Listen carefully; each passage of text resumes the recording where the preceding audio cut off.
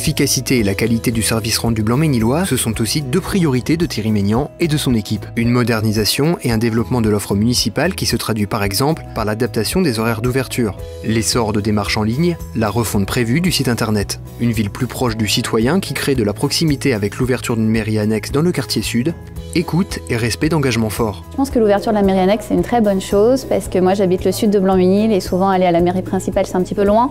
Donc là c'est plus proche de chez nous, on peut faire les démarches administratives et il y a un petit peu moins de monde ici, donc c'est plus agréable.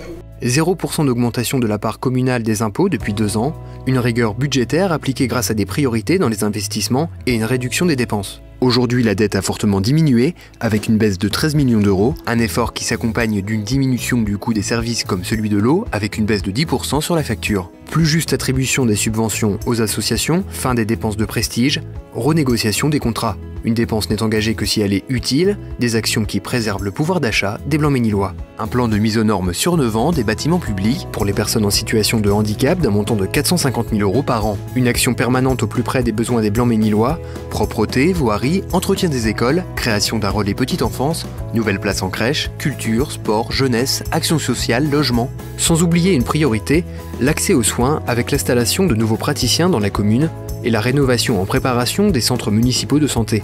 Réactivité, écoute, la ville se veut au plus proche des habitants avec l'aide de 1500 agents publics.